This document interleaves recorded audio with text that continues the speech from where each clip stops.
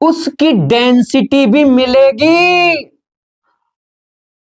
और गुरुजी नहीं मिली तो मिल जाती है, घबराए मत। तो जनरली पानी की तो मैं बता दूं, पानी की डेंसिटी तो 1 ग्राम पर ml होती है। पानी की तो मैं बता देता हूं, इतना तो याद कर लेना। नहीं देते हैं पानी की तो कई बार वो समझते हैं कि बहुत होशियार बच्चे होंगे, इतना तो जानते होंगे कम से कम। उन्हें क्या पता ये कहां कहां से आए।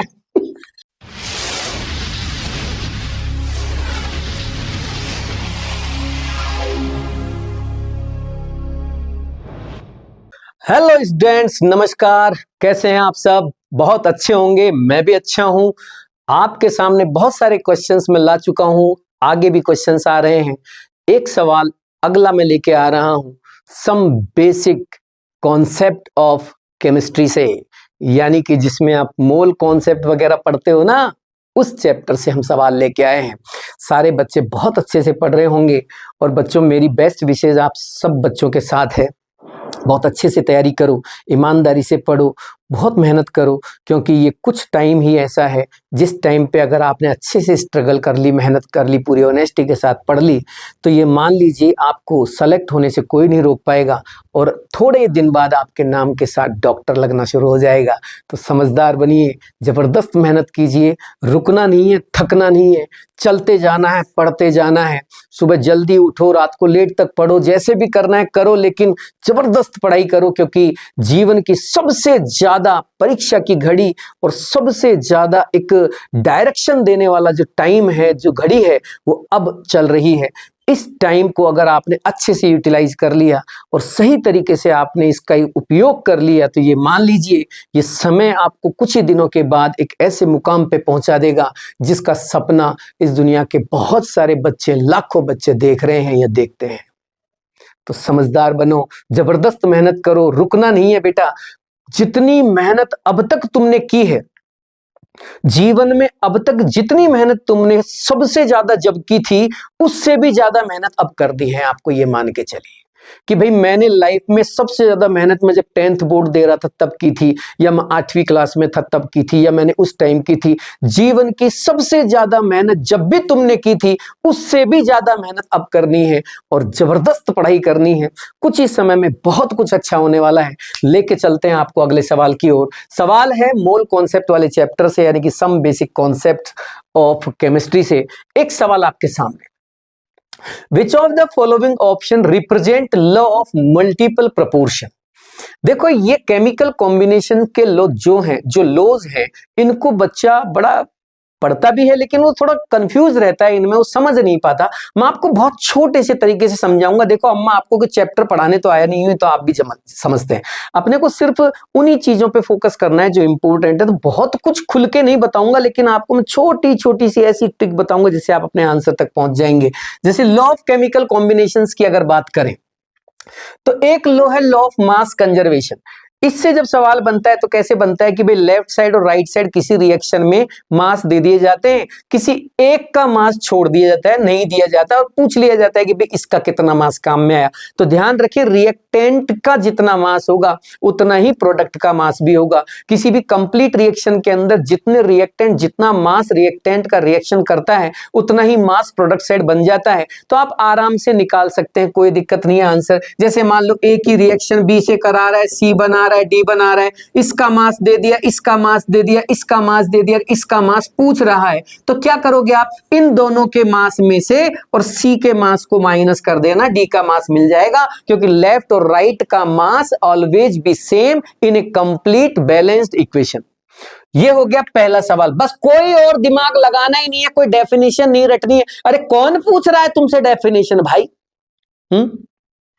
नहीं, कौन पूछ रहा है? कोई पूछेगा क्या तुमसे? नीट के पेपर में पूछेगा क्या कि what is the law of mass conservation? 4 page भर दीजिए लॉ ऑफ मास कंजर्वेशन में, 2-3-4 एग्जांपल दे दीजिए और साहब इसको बहुत जबरदस्त डिस्क्राइब कर दीजिए। ऐसे तो आने से रहा तुम्हारे सवाल, फिर क्यों परेशान हो रहे हो? अगला सवाल देखिए, अगला लॉ दे रखा है यहां पे, लॉ ऑफ डेफिनेट प्रोपोर्शन। अब ये क्या कहना चाहता है? डेफिनेट प्रोपोर्शन का मतलब ये कह रहा है कि कोई भी मॉलिक्यूल आप कहीं से भी लाओ, जैसे H2 आप लाए, आपने एक एक्सपेरिमेंट किया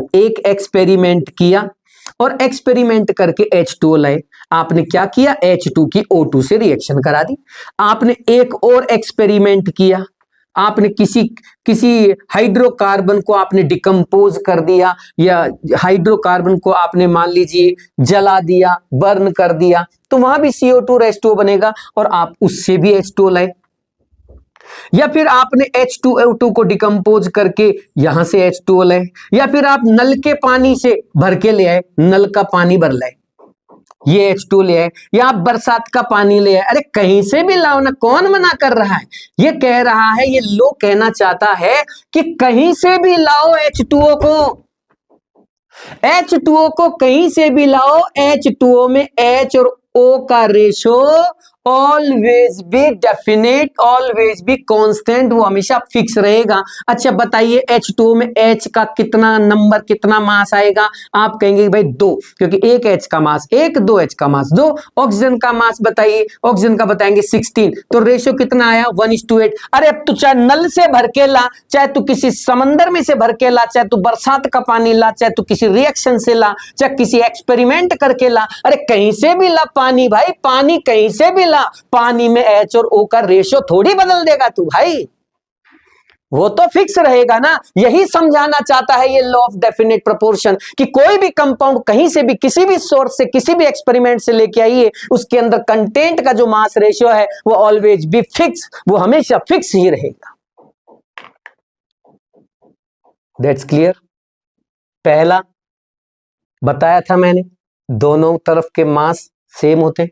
दूसरा, कोई एक कंपाउंड की बात करेगा सवाल, ध्यान रखना, कभी भी कोई सॉल्व करने की, कैलकुलेशन करने की जरूरत नहीं है। वहां चाहे कोई भी वैल्यू दे रखी हो, न्यूमेरल वैल्यू दे रखी हो, तो भी घबराने की जरूरत नहीं है। आप सिर्फ दिमाग लगाना थोड़ा सा कि इस क्वेश्चन के अंदर एक ही मॉलिक्यूल की बात हो रही है, एक ही कंपाउंड की बात हो रही है। क्वेश्चन कहे कि एक एक्सपेरिमेंट से मैंने कंपाउंड बनाया ये, उसी कंपाउंड को मैंने दूसरे एक्सपेरिमेंट से बनाया, उसी कंपाउंड को मैंने तीसरे एक्सपेरिमेंट से बनाया, बताइए मैंने इतना इतना ग्राम ये लिए थे, तो बताओ ये जो जितने भी वैल्यूज, ये डेटाज मैंने दिए, बताओ ये कौन से लो को रिप्रेजेंट करते हैं? अरे भाई, जब आपको एक ही कंपाउंड को अलग अलग एक्सपेरिमेंट से बना के पूछ रहा है, तो आप सीधा सीधा बोल देना लॉ ऑफ डेफिनेट प्रोपोर्शन लग रहा है, कुछ भी कैलकुलेट करने की जरूरत नहीं है, डायरेक्ट दे के आना आंसर। आगे बढ़ो।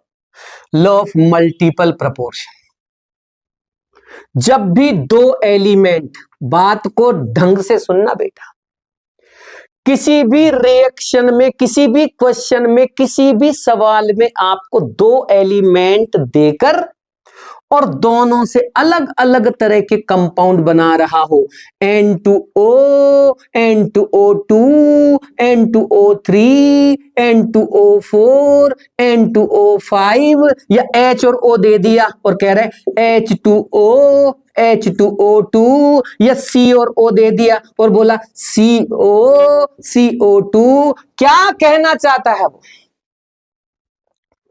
वो क्या करना चाहता है? वो इसी लॉ का इस्तेमाल कर रहा है। जब भी दो एलिमेंट से रिएक्शन करवा के, कंबाइंड करके उनको, और एक से ज्यादा मॉलिक्यूल बना रहा हो, एक से ज्यादा N2, N2O2, N2O3, N2O4, N2O, एक से ज्यादा, बाबूजी दो एलिमेंट को मिला के एक से ज्यादा कंपाउंड बना रहा है, दो एलिमेंट को मिला के एक से ज्यादा मॉलिक्यूल बना रहा है, तो समझ जाओ वो कोई भी वैल्यू, कोई भी न्यूमेरल वैल्यूज दे रखी हो, हर हाल में लॉ ऑफ मल्टीपल प्रोपोर्शन ही टिक करके आना है। भाई साहब, मैं लॉ नहीं समझा रहा, मैं ट्रिक बता रहा हूं। लॉ तो समझ लिए ना तुमने बहुत सारे, अब तो ट्रिक से काम करो, डायरेक्ट आंसर लाओ। ऊपर ही ऊपर सवाल में मास की बात करेगा, लेफ्ट का मास देगा, राइट का पूछेगा, राइट का देगा, लेफ्ट का पूछेगा। दूसरे वाले में एक ही कंपाउंड को अलग अलग एक्सपेरिमेंट से बनाएगा और पूछेगा कौन सा लो लग रहा है, वैल्यूज देगा, न्यूमेरिकल बना के देगा, मत घबराना।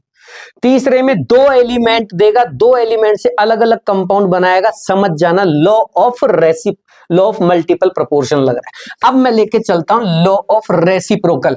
इसमें आपको कैसे पहचानना सिखा रहा हूं बिना किसी कैलकुलेशन के। आपको तीन एलिमेंट मिलेंगे सवाल के अंदर, तीन एलिमेंट्स की बात होगी। जैसे सी की, एच की, ओ की, तीन एलिमेंट्स की बात होगी और तीनों की आपस में लड़ाई करवाएगा। वो इन दोनों की लड़ाई करवाएगा, इन दोनों की कराएगा, इन दोनों की कराएगा, तीनों की आपस में लड़ाई करवा के कंपाउंड बनाएगा। इन दोनों से CO2 बना दिया, इन दोनों से H2O बना दिया, इन दोनों से CH4 बना दिया। समझ जाना, लॉ ऑफ रेसिप्रोकल प्रपोर्शन चल रहा है। यही लगेगा, कुछ भी कैलकुलेट करने की जरूरत नहीं है।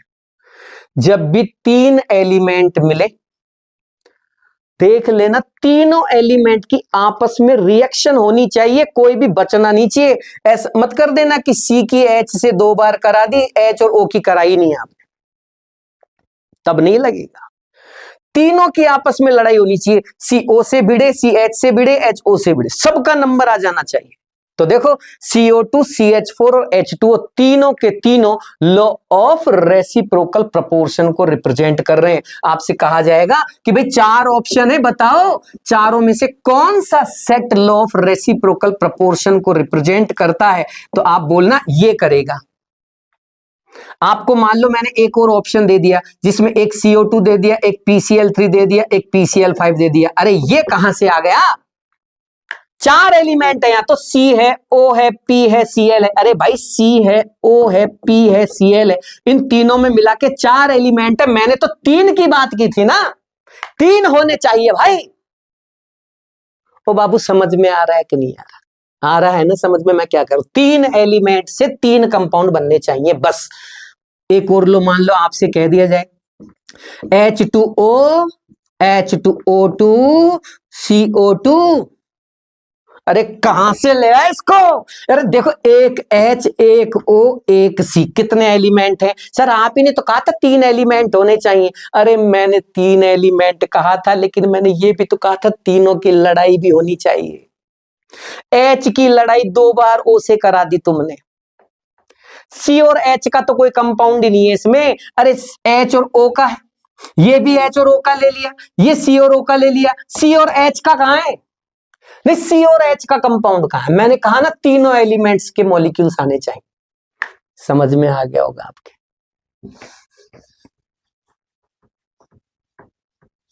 आगे लॉ ऑफ गैसियस वॉल्यूम। कोई भी रिएक्शन ध्यान रखें, ये गैसियस रिएक्शंस में काम आए, ठीक है ना। जैसे कोई रिएक्शन है, H2 gas react with Cl2 gas converting to 2HCl gas, इसका 1, इसका 1, इसका 2। तो जो वॉल्यूम, जो रेशो आपको दिख रहा है ना, आप इसको वॉल्यूम का रेशो मानो। गैलू से एक भैया ने दिया था ये रूल, गैलू भैया ने, गैलू भैया गैलू भैया इधर आ जाओ। H2Cl2 2HCl, इसका 1 लीटर, इसका 1 लीटर, इसका 2 लीटर, इसके 10 लीटर, इसके 10 लीटर, इसके 20 लीटर, इसके 22.4 लीटर, इसके 22.4 लीटर, इसके 44.8 लीटर, इसका 1 ml, इसका 1 ml, इसका 2 ml। क्या कहना चाहता है? क्या कहना क्या चाहता है भाई? गैलू भैया कहना चाहता है कि रिएक्शन अगर गैसियस है, फुल बैलेंस्ड है, तो उनके वॉल्यूम का रेशो फिक्स रहता है, या तो वही रहता है या उसी का सिंपल रेशो रहता है। ओके, ये बदलेगा नहीं। ऐसा नहीं कर सकते कि भैया 1 लीटर इसके, 5 लीटर इसके, 2 लीटर इसके, ऐसा नहीं होगा। रिएक्शन बैलेंस होगी, जितने इसके उतने इसके। रिएक्शन वैसे देखा जाए तो स्टोइकियोमेट्री के अकॉर्डिंग प्रोसीड करती है, वही स्टोइकियोमेट्री की बात हो रही है यहाँ। स्टोइकियोमेट्री में हम मास को चेक नहीं करते, स्टोइकियोमेट्री से हम वॉल्यूम को चेक कर सकते हैं, ग्राम मोल्स को चेक कर सकते हैं, यानी कि मोल्स को चेक कर सकते हैं, और वॉल्यूम को चेक कर सकते हैं। देखो, वॉल्यूम चेक हो सकता है, ग्राम मोल या मोल चेक हो सकते हैं, मास चेक नहीं कर सकते स्टोइकियोमेट्री में। अगर आपको मास के अकॉर्डिंग रिएक्शन देखनी है तो लॉ ऑफ मास कंजर्वेशन का इस्तेमाल करना पड़ेगा। चलो सवाल करते हैं बेटा, ओ बेटा सवाल करते हैं। Which of the following option represent law of multiple proportion? क्या कहना चाहता है भैया? हम ये कहना चाहते हैं कि यहाँ जो 4 ऑप्शन दे रखे हैं, इन 4 ऑप्शंस में से बताओ कौन सा ऑप्शन ऐसा है जो लॉ ऑफ मल्टीपल प्रोपोर्शन को रिप्रेजेंट करता है बेटा। तो बता देंगे भैया, इतना भावुक क्यों हो रहे हो? अभी बताया हमको सर ने, लॉ ऑफ मल्टीपल प्रोपोर्शन पूछ रहे हो ना आप, तो मल्टीपल प्रोपोर्शन में तो सर ने बताया था कि 2 एलिमेंट होने चाहिए और उन 2 एलिमेंट से एक से ज्यादा मॉलिक्यूल्स बन जाने चाहिए। 2 एलिमेंट होने चाहिए, NO। हाँ साहब ये रे 2 ही तो एलिमेंट है इनमें सब में, और दोनों ने ये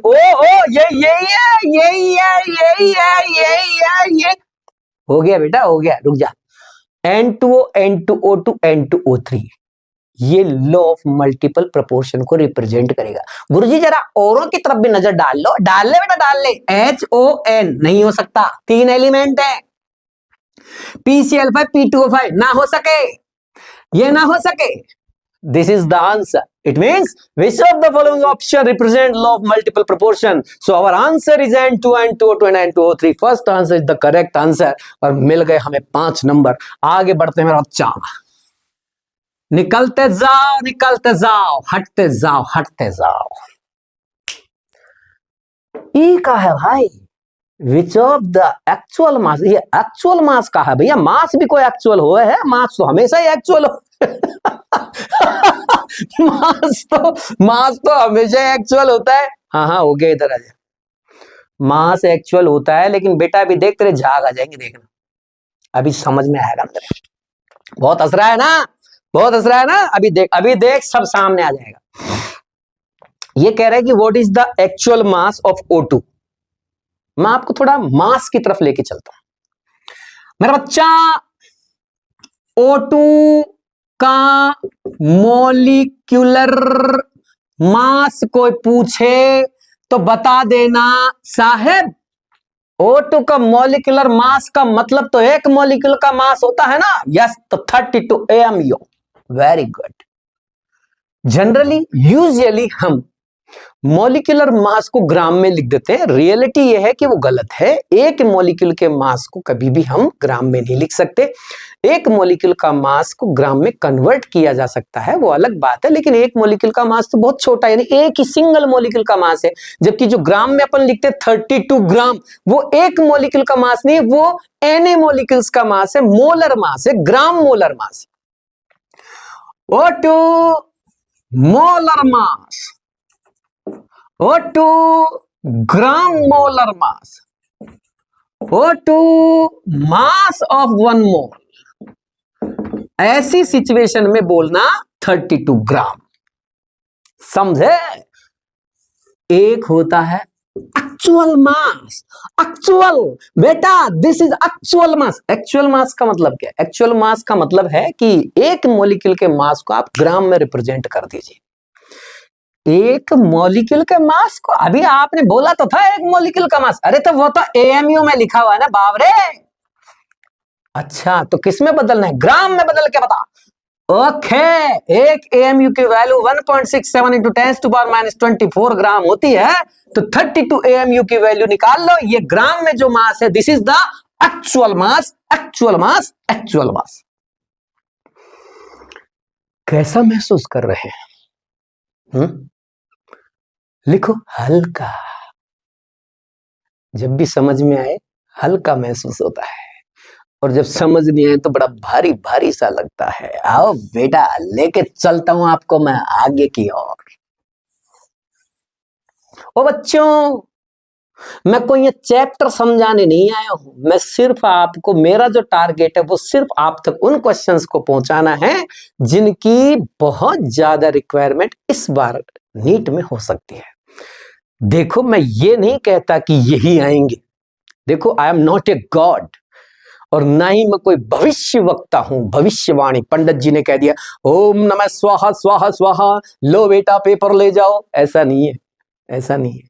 आप जैसा ही इंसान हो, सामान्य इंसान। बस फर्क इतना सा है, थोड़ा सा पुराना अनुभव है, काफी समय से पढ़ा रहा हूं, पता है किस सेशन में क्या पूछा गया है, किस टाइप का सवाल पूछा जा रहा है। तो एनालिसिस के बेस पे मैं आपको समझा रहा हूं, बता रहा हूं।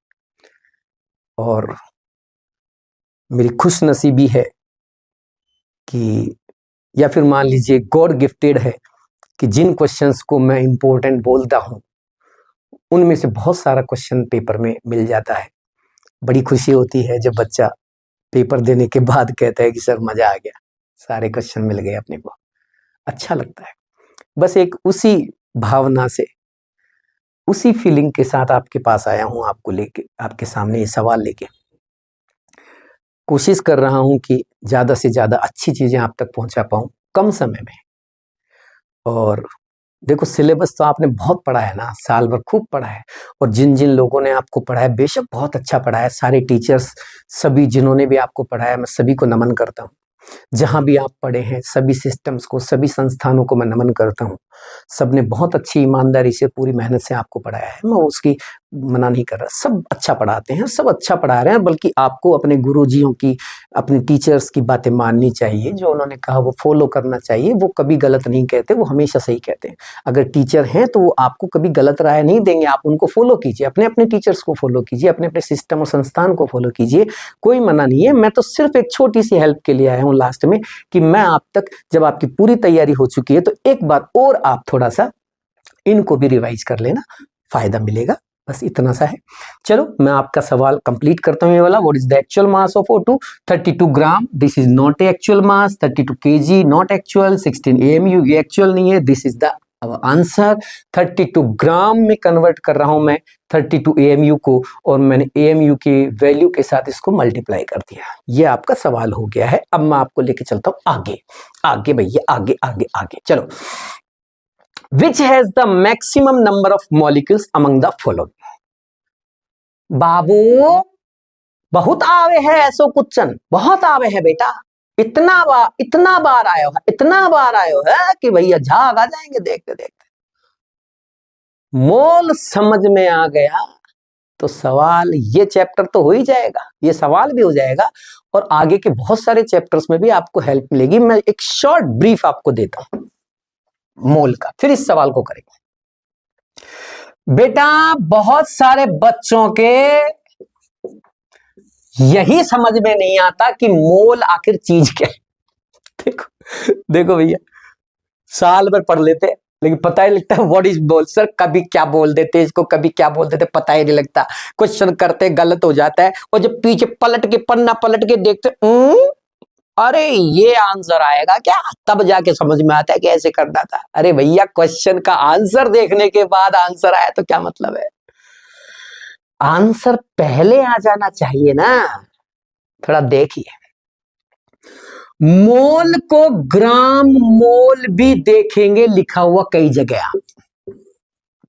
ग्राम एटम को भी मोल ही कहते हैं, ग्राम मॉलिक्यूल को भी मोल ही कहते हैं, ग्राम आयन को भी मोल ही कहते हैं। किसी भी पार्टिकल के आगे ग्राम लिख दिया जाए तो मोल ही मानेंगे। बस फर्क इतना सा है बेटा, मोल कह दे या ग्राम मोल कह दे तो इसका मतलब तो कोई भी चीज हो सकती है जिसमें n नंबर्स हैं। एवोगैड्रो नंबर्स के इक्वल जब पार्टिकल्स होते हैं तो उस ग्रुप को हम 1 मोल कह देते हैं। आप ग्राम मोल भी कह सकते हो, लेकिन ग्राम एटम केवल 1 मोल एटम्स के लिए यूज होता है। ग्राम मॉलिक्यूल्स 1 मोल मॉलिक्यूल्स के लिए यूज होता है। ग्राम आयन 1 मोल आयंस के लिए यूज होता है। ग्राम इलेक्ट्रॉन, ग्राम प्रोटॉन, ग्राम पार्टिकल 1 मोल पार्टिकल्स के लिए यूज होता है। अब बात करते हैं मोल तक पहुंचने के बाबूजी 3 रास्ते हैं। ध्यान रखें, मोल एक SI यूनिट है, 7 SI यूनिट्स दी गई हैं। देख लेना उनके नाम, कभी यही पूछ ले। कोई भरोसा नहीं है भाई साहब, कोई भरोसा नहीं है, कितना भी गिर सकते हैं, कुछ भी पूछ सकते हैं। SI unit, which of the following is not SI unit, यही पूछ ले, देख लेना। मोल तक पहुंचने के 3 रास्ते हैं। पहला रास्ता m/m, दूसरा रास्ता n/n, और तीसरा रास्ता V/22.4। बाबूजी थोड़ा अब समझना, चाहे सॉलिड, चाहे किसी लिक्विड, और चाहे किसी गैस, बाबूजी अब समझना, हेलो इत्थे आ जाओ। चाहे कोई सॉलिड, चाहे कोई लिक्विड, चाहे कोई गैस, किसी का भी मास गिवन इन क्वेश्चन हो। किसी लिक्विड का मास दे रखा हो, किसी सॉलिड का मास दे रखा हो, किसी गैस का मास दे रखा हो, मास जिसका भी दे रखा हो और आपसे मोल तक पहुंचाना चाह रहा हो, तो इसके अलावा कोई और रास्ता ना है बेटा। मास को बाबूजी वापस सुन लो, मैं कहूं कि 16 ग्राम ऑक्सीजन गैस, 10 ग्राम H2O लिक्विड, 100 ग्राम CaCO3 का पत्थर, मैंने सॉलिड भी ले लिया, लिक्विड ले लिया, गैस भी ले ली, तीनों का मास ले लिया ना मैंने। मास दे रखे तीनों के, कह रहा है मोल बना, इसके अलावा कोई रास्ता नहीं है। वापस सुन लीजिए, अगर किसी का भी मास इन क्वेश्चन गिवन हो तो मास से मोल तक जाने का वन वे है बेटा। ये क्या करेंगे, उस गिवन मास को ऊपर और नीचे उसका मोलर मास रख के मोल तक आ जाएंगे बाबूजी हम। गिवन मास को ऊपर और नीचे मॉलिक्यूलर वेट, मॉलिक्यूलर वेट जानते हो ना, एक मोल का मास वो नीचे ग्राम में होता है, वो नीचे रखना और ले आना मोल तक। किसी सॉलिड, किसी लिक्विड या किसी गैस के नंबर दे रखे हो, if numbers given in question, बाबूजी क्वेश्चन में, क्वेश्चन में नंबर दे रखे हो, चाहे किसी लिक्विड के दे रखे हो, चाहे किसी गैस के दे रखे हो, और चाहे किसी सॉलिड के दे रखे हो, नंबर्स अगर दे रखे हो तो यही एक रास्ता है यहां तक पहुंचने का। आप उन नंबर्स को जो क्वेश्चन में दे रखे हैं ऊपर रखना और नीचे एवोगैड्रो नंबर रखना और बना लेना मोल मेरा बेटा।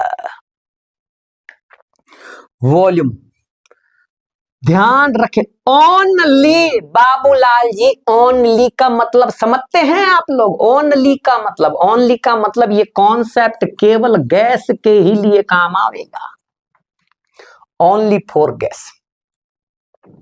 वॉल्यूम बाबू, वॉल्यूम अगर किसी गैस का दे रखा हो, ध्यान रखें सॉलिड का देगा नहीं वो तुमको वॉल्यूम, वो सॉलिड का थोड़ी, लिक्विड का दे सकता है, लेकिन लगा मत दियो यहां पे, ये फॉर्मूला लगा मत दियो बेटा लिक्विड के वॉल्यूम में, क्योंकि ये फॉर्मूला केवल गैस के वॉल्यूम पे ही अप्लाई होगा। गैस का वॉल्यूम ओनली फॉर गैस, अगर किसी गैस का वॉल्यूम क्वेश्चन में दे रखा हो, volume given Babu, volume given in question, तो समझ जाना क्वेश्चन में अगर वॉल्यूम दे रखा है किसी गैस का तो V/22.4 करके मोल तक पहुंच जाना बेटा। लेकिन गुरुजी अभी आपने कहा कि लिक्विड का भी वॉल्यूम होता है, फिर क्या करेंगे हम? नहीं, लिक्विड का वॉल्यूम दे दिया तो क्या करेंगे हम? इसकी तो मना कर दिया आपने। बड़ी चिंता का विषय है तो यार। ये बात तो सही है यार, अगर लिक्विड का वॉल्यूम दे दिया तो, जैसे मान लो गुरुजी, मान लो H2O का हमको वॉल्यूम दे दिया, नहीं H2O क्या, H2O क्या, अरे पानी, पानी का नहीं, मतलब लिक्विड का ना, हाँ लिक्विड का हमें वॉल्यूम दे दिया, मान लीजिए हमको 22.4 ml पानी दे दिया, अब कैसे मोल बनावेंगे? इसकी तो मना कर दी तुमने।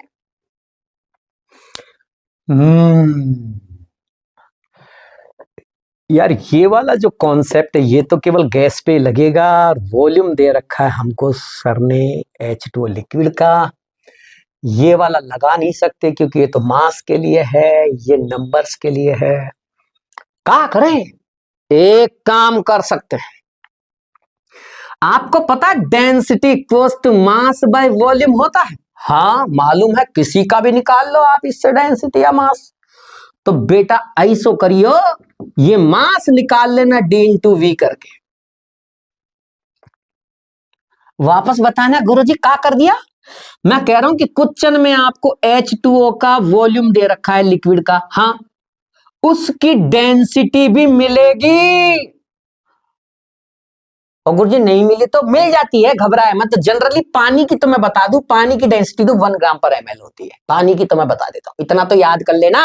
नहीं देते हैं पानी की तो कई बार वो समझते हैं कि बहुत होशियार बच्चे होंगे, इतना तो जानते होंगे कम से कम। उन्हें क्या पता ये कहां कहां से आए। इधर आओ, d = 1। तो फिर क्या करें, इससे मास बना ले पहले। किसका मास बना ले? ये जो वॉल्यूम है इसका मास बना ले पहले, डेंसिटी से मल्टीप्लाई करके इसको। यस, अच्छा 22.4 को वॉल्यूम डेंसिटी, ये तो 22.4 हो गया और डेंसिटी हो गई 1। अच्छा, इससे 1 से मल्टीप्लाई कर तो फिर क्या मिलेगा हमको? 22.4 ही मिलेगा हमको। हाँ, तो अब ये ग्राम हो गया। ओ माय गॉड, तो मतलब जितना वॉल्यूम होता है उतना ही मास होता है? अरे नहीं बेटा, वो तो पानी की डेंसिटी 1 है, इसलिए इसका मास और इसका वॉल्यूम इक्वल हो जाता है। इसके ग्राम और इसके ml इक्वल हो जाते हैं, इसका लीटर और इसका किलोग्राम इक्वल हो जाता है। वो तो पानी है, क्योंकि पानी की डेंसिटी 1 होती है, बाकी सबके लिए ऐसा नहीं होगा। ओके, तो फिर क्या करना है? इसके बाद जब मास बन जाए जब मास बन जाए तो फिर क्या दिक्कत आ रही है? फिर तो कर लेना ना, आ गया नहीं? अरे हाँ, मास गिवन, मास बना के और फिर ये वाला रास्ता अपना ले। यस, ऊपर ये वाला गिवन मास रख दें। यस, और नीचे पानी का मॉलिक्यूलर वेट रख दें। शाबाश, और फिर हम मोल बना ले। सही पकड़े हैं बेटा, सही पकड़े हैं। Okay sir, thank you very much. अब आगे क्या मोल ही पूछेगा? कुछ और नहीं पूछ सकता? बिल्कुल पूछ सकता है, क्यों नहीं पूछ सकता? किसने कहा कुछ नहीं पूछ सकता? आपसे मोल पूछा, हो सकता है वो मोल के बाद मॉलिक्यूल पूछ ले। बेटा ये m/mw, ये कौन सा रास्ता बताया मैंने मोल तक पहुंचने का? हाँ सर, हाँ, मोल का मतलब मैं स्मॉल n से रिप्रेजेंट कर रहा हूं मोल को। अगर मान लो मोल निकलवा रहा हो तो m/mw करके मोल निकाल लेना, ठीक है? और अगर मास निकलवा रहा हो तो मोल इंटू मॉलिक्यूलर वेट करके आप मास निकाल लेना। वो आपसे मास भी पूछ सकता है। क्या कर दिया सर, वापस बताना। अरे भाई, तुमको मोल निकालने का रास्ता बताया था ना मैंने, m/mw करोगे तो आप मोल तक पहुंच जाओगे। हाँ, लेकिन मान लो सवाल में मोल दे रखे हो, मोलर मास दे रखा हो, और कंपाउंड का गिवन मास जो उसने दिया नहीं है वो पूछ रहा है। जो गिवन मास जिसकी हम बात कर रहे थे वो उसने दिया नहीं है, वो पूछ रहा है। तो m/mw से जब मोल निकालते हो तो मोल इंटू mw करके भी तो आप मास निकाल सकते हो। सही सही पकड़े हैं, सही पकड़े हैं। अब आ गई समझ में। ऐसे ही यहां n = n/na, इससे आपने मोल निकाले थे ना। अगर वो मान लो आपसे नंबर्स पूछ ले तो मोल को एवोगैड्रो नंबर से मल्टीप्लाई कर देना, आपको नंबर्स मिल जाएंगे मॉलिक्यूल्स के, पार्टिकल्स के। इसी तरह यहां V/22.4 करके आपने मोल निकाले थे ना। हो सकता है वॉल्यूम दे ही नहीं, वो मोल दे दे और वॉल्यूम पूछ ले तो मोल इंटू 22.4 लीटर करके आप मोल वॉल्यूम भी निकाल सकते हो। ये ऐसे भी हो सकता है, कोई जरूरी थोड़ी है वो मोल ही बनवाए। आपसे मोल की बजाय मास पूछ सकता है, मोल देकर नंबर्स पूछ सकता है, मोल देकर वॉल्यूम पूछ सकता है, तो भी आप पहुंच जाना। Okay sir. कई बार क्या करता है, वो कहते हैं कि नहीं मुझे मॉलिक्यूल्स बताइए। हाँ, तो बता तो दिया, मॉलिक्यूल्स बता देंगे ना ऐसे। बिल्कुल सही है। जो भी मोल आए उसको एवोगैड्रो नंबर से मल्टीप्लाई करो, आपको क्या मिल जाएंगे? मॉलिक्यूल मिल जाएंगे। जैसे मैंने कहा 1 मोल मॉलिक्यूल, तो 1 मोल का मतलब है Na molecule. 1 into Na molecules आ गया। Okay okay sir, okay. Molecules, number of molecules निकल गए। कई बार वो क्या करता है, भैया मॉलिक्यूल नहीं चाहिए मेरे को, तो फिर क्या चाहिए? एटम चाहिए, atom. What atom? What atom? What atom का मतलब जैसे H2O मॉलिक्यूल है तो इसमें कितने एटम हैं? अबे 2 और 1 3 एटम है ना, अरे 3 एटम तो एक मॉलिक्यूल में है ना, टोटल कितने मॉलिक्यूल हैं? अच्छा, ये कैसे निकालेंगे? जितने नंबर ऑफ मॉलिक्यूल आपने निकाले हैं उसको एटोमाइसिटी से मल्टीप्लाई कर। What is एटोमाइसिटी Guruji? H2O कितने एटम से बना है भाई? 3 से। तो जितने एटम से मिलके कोई मॉलिक्यूल बनता है वो उस मॉलिक्यूल की एटोमाइसिटी कहलाती है। 3 से मल्टीप्लाई कर देना वहां पे। ओके, एटोमाइसिटी से मल्टीप्लाई करेंगे तो नंबर ऑफ एटम्स आ जाएंगे, बिल्कुल आ जाएंगे। इसका मतलब नंबर ऑफ एटम्स तक पहुंचने के लिए आपको पहले मोल पे आना पड़ेगा, मोल से मॉलिक्यूल्स पे आना पड़ेगा, फिर आप एटम्स तक जा सकते हैं। अच्छा जी, कई बार क्या करते हैं, वो पूछते हैं कि नहीं मुझे बता इसमें कितने इलेक्ट्रॉन्स हैं, कितने प्रोटॉन्स हैं, कितने न्यूट्रॉन्स हैं। तो भी आप डायरेक्ट नहीं जा सकते, पहले मोल, मोल के बाद मॉलिक्यूल, मॉलिक्यूल के बाद जाओ आगे। कैसे? जैसे H2O मॉलिक्यूल में टोटल कितने इलेक्ट्रॉन हैं? 1H10 1H10 8O8 16। शाबाश, गिनो बेटा इलेक्ट्रॉन कितने? इलेक्ट्रॉन सर ये 1 2 और 8 10 इलेक्ट्रॉन है सर। शाबाश। जरा प्रोटॉन गिनना, जितने इलेक्ट्रॉन उतने ही प्रोटॉन, क्योंकि न्यूट्रल मॉलिक्यूल में एटम के अंदर इलेक्ट्रॉन और प्रोटॉन्स के नंबर सेम होते हैं। शाबाश। तो जो भी नंबर आए आप उससे मल्टीप्लाई कर दो। जैसे मुझे नंबर ऑफ इलेक्ट्रॉन चाहिए तो मैं नंबर ऑफ मॉलिक्यूल, तो मैं क्या करूंगा, एक मॉलिक्यूल में 10 इलेक्ट्रॉन है तो इतने मॉलिक्यूल में कितने इलेक्ट्रॉन होंगे, इनटू कर दिया नंबर ऑफ इलेक्ट्रॉन से। नंबर ऑफ मॉलिक्यूल्स को number of electrons in one molecule से मल्टीप्लाई कर दो, नंबर ऑफ टोटल इलेक्ट्रॉन आ जाएंगे। अच्छा, पहले मोल तक जाना है, हाँ, फिर इसको हम Na से मल्टीप्लाई करके मॉलिक्यूल बनाएंगे। शाबाश शाबाश। फिर अगर मुझसे एटम पूछ रहा है तो एटमाइसिटी से मल्टीप्लाई कर दूंगा।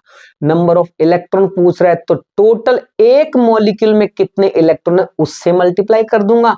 प्रोटॉन पूछ रहा है तो टोटल एक मॉलिक्यूल में कितने प्रोटॉन है उससे मल्टीप्लाई कर दूंगा। न्यूट्रॉन पूछ रहा है तो टोटल न्यूट्रॉन से मल्टीप्लाई कर दूंगा। देखो कितने न्यूट्रॉन है, ये 0 ये 0 ये 8, न्यूट्रॉन हो गए 8। तो न्यूट्रॉन पूछता H2O के तो मैं 8 से मल्टीप्लाई कर देता। शाबाश,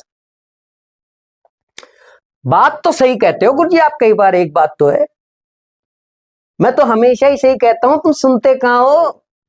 आगे आओ। नंबर ऑफ आयन पूछ लेता है कई बार, वो इधर आओ। नंबर ऑफ आयन पूछ लेगा, झाग आ जाएंगे। देख ले एक बार बेटा नंबर ऑफ आयन। अब जैसे मान लीजिए, अब आयन होने चाहिए, जैसे मान लो कोई सॉल्ट ले रखा है, मान लो नंबर ऑफ मॉलिक्यूल NaCl होते हैं। अब NaCl को आप गौर से देखिए, एक NaCl कितने आयन से बना है? सब 2 आयन से बना है। तो जितने भी NaCl आएंगे उसको 2 से मल्टीप्लाई कर देना।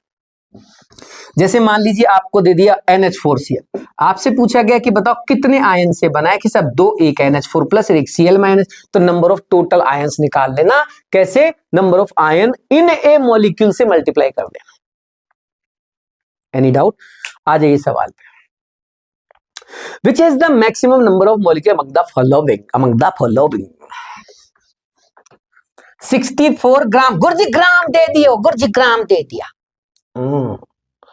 तुम्हें बोला था ना मैंने, ग्राम अगर सवाल में मिल जाएगा, चाहे वो किसी लिक्विड का मिले, चाहे गैस का मिले, चाहे सॉलिड का मिले, तो मोल तक पहुंचने का एक ही तरीका है, और वो तरीका है m बाय बड़ा M given M upon molecular weight भी 64 होता है। ऐसा टुका करके देख लेना कैलकुलेशन। 64 बाय 64 करोगे तो 1 मोल आ जाएगा बेटा। 44 ग्राम, इसके भी मोल बनाए मैंने, दूसरे ऑप्शन के मोल बनाए। 44 ग्राम बटा 44 equals to 1 mole. Oh my God, गुरुजी ने बोला जो आ गया 22.4 ml H2O लिक्विड दे रखा है बाबूजी, ये मत लगा देना, ये लगा मत देना, वो लिक्विड है लिक्विड, पानी की बात चल रही है। पानी का वॉल्यूम देके कंफ्यूज कर रहा है, तुम्हें कंफ्यूज कर रहा है, हो मत जाइयो कंफ्यूज। कंफ्यूज मत हो जाना। देखो इधर इधर आओ, n इक्वल टू 22.4 ml को पहले अपने को, आपने कहा था ना सर H2O की डेंसिटी 1 होती है, तो इसका जो वॉल्यूम है वही तो इसका मास होगा, तो ये तो ऑलरेडी मास की तरह यूज कर सकते हैं। शाबाश, 22.4 ग्राम लिख दूं इसको मैं, शाबाश। अब इसको कन्वर्ट कर ले, 18 से डिवाइड कर दे, क्योंकि H2O का मास होता है 2 + 16 = 18। 18 से डिवाइड करेंगे, नंबर ऑफ मोल्स आ जाएंगे। Okay sir, okay. आगे 11.2 लीटर, ओ माय गॉड, वो तो गैस है ना सर। हाँ, H2 तो गैस ही होती है, तो गैस के लिए तो फिर तो ये लगेगा 11.2/22.4, आधा मोल हुआ ये तो। हाँ, तो हुआ जो हुआ, इसमें अपन क्या कर सकते हैं, आगे बढ़, हम आगे बढ़े। 44.8 litre of H2O, oh my God, steam दे रखी है, गैस दे रखा है H2O। अब बन गई बात, 44.8/22.4, ये आ गया 2 मोल, और यही हो गया आपका आंसर, क्योंकि आपसे पूछ रहा है which has the maximum number of molecules, जिसके मोल ज्यादा उसके मॉलिक्यूल्स ज्यादा, क्योंकि मोल को मॉलिक्यूल में बदलने के लिए आपको Na से ही तो मल्टीप्लाई करना पड़ेगा ना। 64 ग्राम SO2, 1 मोल आया। 44 ग्राम CO2, 1 मोल आया। 22.4 ml ऑफ H2O लिक्विड, 22.4/18, ये भी 1 से ज्यादा लेकिन 2 से कम आएगा। लास्ट वाला है 44.8 ग्राम H2O गैस, 22.4 से डिवाइड किया, 2 मोल आया। 2 मोल आया, इसका 1 मोल आया। सबके मोल को मॉलिक्यूल में बदलने के लिए Na से मल्टीप्लाई कर दो, सबसे ज्यादा मॉलिक्यूल इसी में आएंगे, आपका आंसर होगा D। और इसी के साथ आज की सभा समाप्त करते हैं, अगली सभा के लिए फिर मिलेंगे, तब तक के लिए नमस्कार।